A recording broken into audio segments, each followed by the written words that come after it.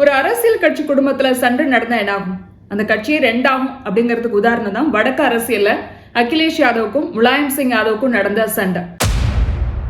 இந்த சண்டையில சமாஜ்வாடி கட்சியோட பெரும்பாலான நிர்வாகிகள் அகிலேஷ் யாதவுக்கு தான் ஆதரவா இருந்தாங்க. அதனால ஒரு கட்டத்துல தன்னோட அப்பாவையே கட்சி தலைவர் பதவியில இருந்து நீக்கிறாரு அகிலேஷ் யாதவ்.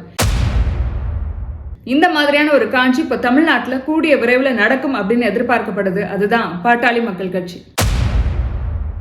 குடும்ப பிரச்சனையால தான் ஆரம்பித்த கட்சியை தன்னோட கைவிட்டு போகக்கூடிய நிலைக்கு தள்ளப்பட்டுள்ளார் ராமதாஸ். அன்புமணி ராமதாஸ்க்கும் இடையில என்ன நடக்குது இந்த வீடியோல பார்க்கலாம். Hi everyone, this is RV Saranya. Anbumani ராமதாஸ்க்கும் இடையில ரொம்ப நாளா கருத்து மோதல் இருந்துட்டே இருந்தது. இந்த கருத்து மோதலுக்கு இடையில தான் சித்திரை மொழி நிலவு மாநாடு நடந்தது. அந்த மாநாட்டிலையும் ரெண்டு பேரும் ஒரு கருத்து மோதலோட தான் பேசினாங்க. அதுவும் வெளிப்படையா அந்த மாநாட்டிலேயே தெரிஞ்சது. இந்த நிலையில மாவட்ட செயலாளர்கள் கூட்டத்தை தன்னோட தைலாபுரம் இல்லத்துல ராமதாஸ் கூட்டியிருந்தாரு. எவ்வளவு பேர் கலந்துப்பாங்க அப்படிங்கிறது ஒரு பெரிய எதிர்பார்ப்பா இருந்தது. அப்பதான் அன்புமணிக்கு எவ்வளவு பேர் ஆதரவா இருக்காங்க, ராமதாஸ்க்கு எவ்வளவு பேர் ஆதரவா இருக்காங்க அப்படிங்கிறது தெரிய வரும். அப்படிங்கிறதுனால பாமகவை பொறுத்த வரைக்கும் கட்சி ரீதியா 108 மாவட்டங்களா பிரிச்சு வச்சிருக்காங்க. இப்படி 108 மாவட்டத்திற்கும் ஒரு மாவட்ட செயலாளர், மாவட்ட தலைவர் அப்படின்னு நிர்வாகிகள் 216 பேர் இன்னைக்கான மாவட்ட செயலாளர்கள் கூட்டத்துல கலந்துருக்கணும்.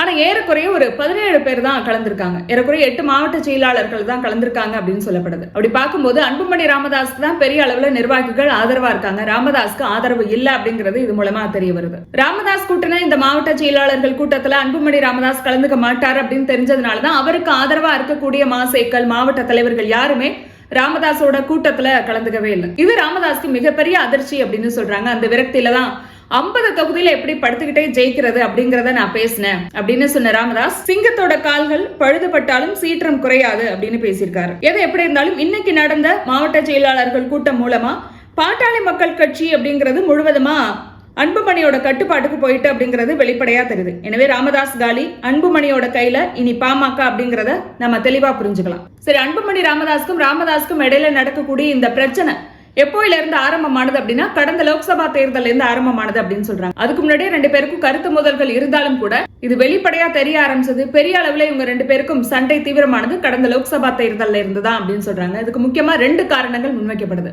ஒன்னு, கூட்டணி தொடர்பா அன்புமணி ராமதாஸ் எடுத்த நிலைப்பாடு. இன்னொன்னு, சௌமியா அன்புமணிக்கு அன்புமணி ராமதாஸ் கொடுத்த முக்கியத்துவம். இது ரெண்டும் தான் ராமதாஸை அதிருப்தி அடைய செய்தது அப்படின்னு சொல்றாங்க. ராமதாஸ்க்கு இன்னைக்கு 87 வயசு ஆகுது. 10 வருஷத்துக்கு முன்னாடியே பாமக தொடர்பான முக்கிய முடிவுகள் எடுக்கக்கூடிய அதிகாரத்தை அவர் அன்புமணிட்ட ஒப்படைச்சிட்டாரு.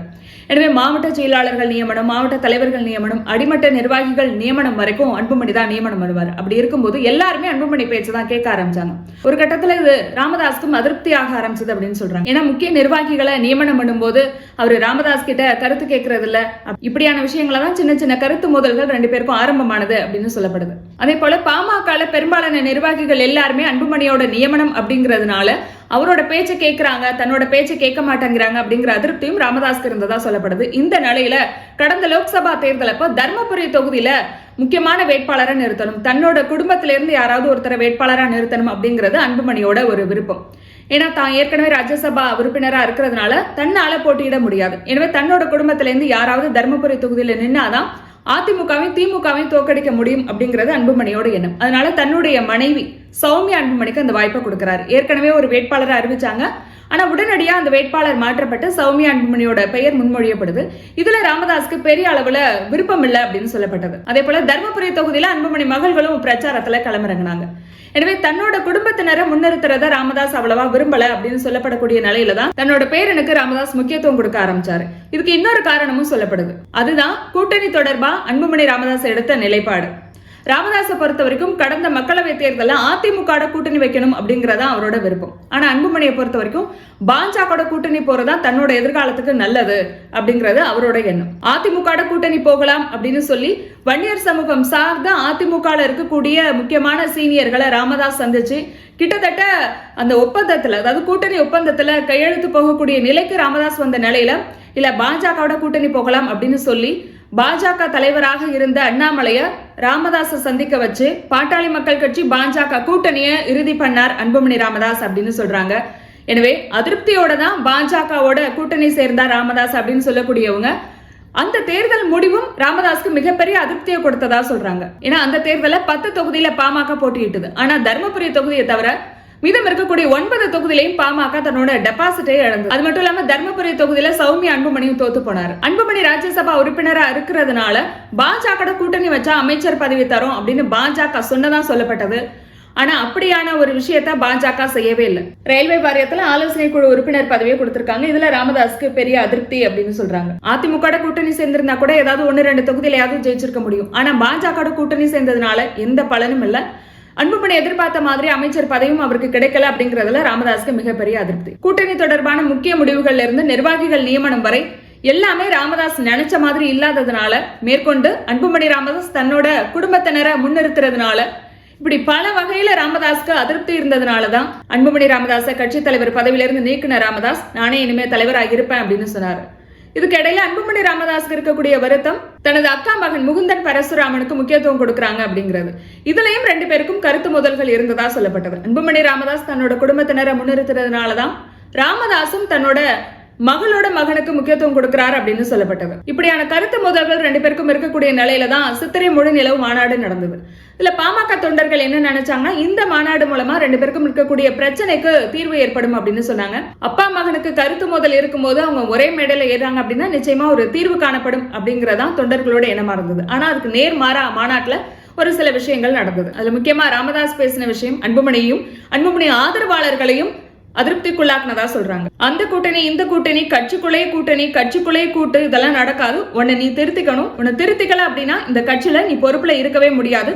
அது யாரா இருந்தாலும் சொல்றேன் அப்படின்னு மறைமுகமா அன்புமணியை தாக்கி ராமதாஸ் பேசின இந்த விஷயம் அன்புமணியையும் அவருடைய ஆதரவாளர்களுக்கும் பெரிய அதிர்ச்சியை கொடுத்தது அப்படின்னு சொல்றாங்க. இந்த நிலையில தான் இன்னைக்கு ராமதாஸ் கூட்டணி மாவட்ட செயலாளர்கள் கூட்டத்துல பெரும்பாலானவர்கள் யாருமே கலந்துக்கவே இல்லை. பெரும்பாலானவர்கள் எல்லாருமே அப்போ அன்புமணிக்கு தான் ஆதரவா இருக்காங்க அப்படிங்கிறது இது மூலமா வெளிப்படையா தெரிய வருது. எனவே இன்னைக்கு ராமதாஸ் கூட்டணி மாவட்ட செயலாளர்கள் கூட்டத்துல தன்னோட ஆதரவாளர்களை கலந்து கொள்ள வைக்காததன் மூலமா அன்புமணி ராமதாஸ்க்கு சொல்லக்கூடிய விஷயம் என்னன்னா, பாட்டாளி மக்கள் கட்சி என்னோட கண்ட்ரோல்ல தான் இருக்கு, ராமதாஸ் கையில இல்ல. 10 வருஷத்துக்கு முன்னாடியில இருந்தே பாட்டாளி மக்கள் கட்சி என்னோட கண்ட்ரோல்ல தான் இருக்கு அப்படிங்கிற செய்தியை ராமதாஸ்க்கு அன்புமணி சொல்றாரு. எனவே இவங்க 2 பேருக்கும் இருக்கக்கூடிய இந்த சண்டை உச்சகட்டம் அடையும் போது ராமதாஸையே அன்புமணி நீக்கலாம், அதுக்கான வாய்ப்பும் இருக்கு.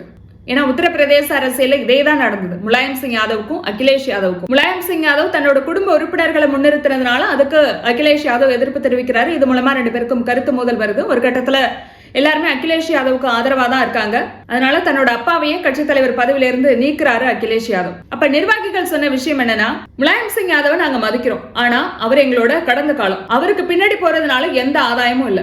ஆனா அகிலேஷ் யாதவ் தான் எங்களோட எதிர்காலம், அதனால எல்லாருமே அவர் பின்னாடி போறதுல வியப்பில்லை அப்படின்னு வெளிப்படையாவே சொன்னாங்க. எனவே இப்படி ஒரு காட்சியை நாளைக்கு பாமகவுல பார்க்கலாம். இப்படியான ஒரு நிலை ராமதாஸ்க்கும் நாளைக்கு வரலாம், ஆச்சரியப்படுறதுக்கு இல்ல. ஆனா தொண்டர்களுக்கு இருக்கக்கூடிய கேள்வி அப்படிங்கிறது, தொடர்ந்து பாமக சட்டமன்ற தேர்தல், நாடாளுமன்ற தேர்தல் அப்படின்னு தொடர் தோல்விகளை பார்த்துட்டு வருது.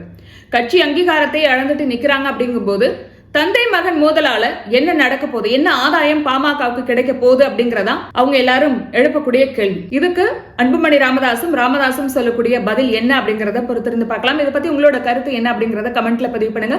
மறக்காம சப்ஸ்கிரைப் பண்ணுங்க. நாளைக்கு பேசலாம்.